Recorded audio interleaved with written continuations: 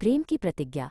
निशस्त्र मागक्षेत्र की उस विशाल रणभूमि पर जहां चारों ओर शंखनाद गूंज रहे थे और योद्धाओं का कोलाहल चरम पर था, वहां एक दिव्य शांति का केंद्र थे श्री कृष्ण।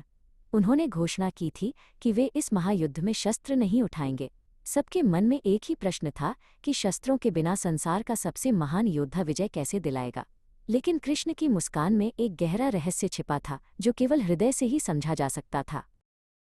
युद्ध से पहले जब चुनाव की घड़ी आई, तब दुर्योधन ने उनकी विशाल नारायणी सेना को चुना। उसे लगा कि हजारों सैनिकों और हाथियों के बिना कोई युद्ध कैसे जीत सकता है। दूसरी ओर अर्जुन ने केवल निशस्त्र कृष्ण को मांगा। दुर्योधन हंसा, पर कृष्ण ने मंद मुस्कान के साथ अर्जुन का साथ स्वीकार किया। उन्होंने प्रेम और बुद्धि को बल से ऊपर स्थान दिया। अर्जुन के मन में संशय था। उन्होंने पूछा, हे केशव, आप बिना शस्त्र के मेरा मार्गदर्शन कैसे करेंगे?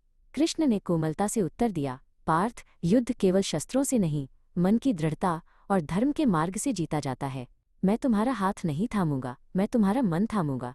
उस दिन से वे अर्जुन के सारथी बन गए, जो केवल रथ नहीं बल्कि जीवन की दिशा भी चलाने वाले थे।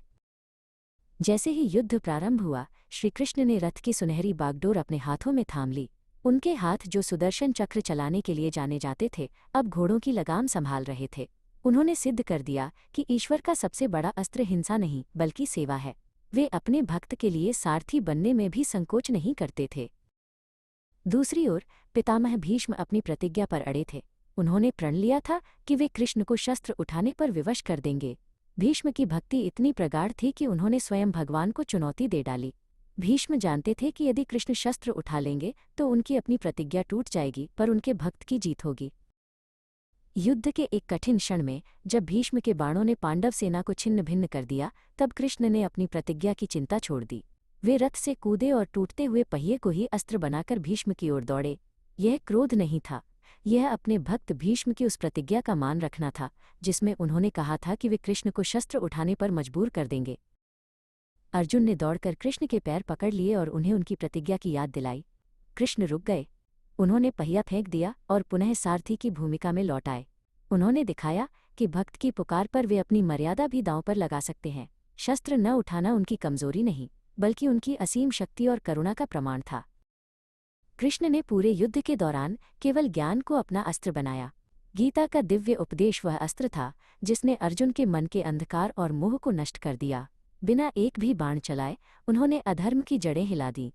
सत्य का मार्ग दिखाने के लिए तलवार की नहीं, सत्य के प्रकाश की आवश्यकता होती है। जब युद्ध समाप्त हुआ और पांडवों की विजय हुई, तब सबने जाना कि निशस्त्र होकर भी कृष्ण ही वास्तविक विजेता थे।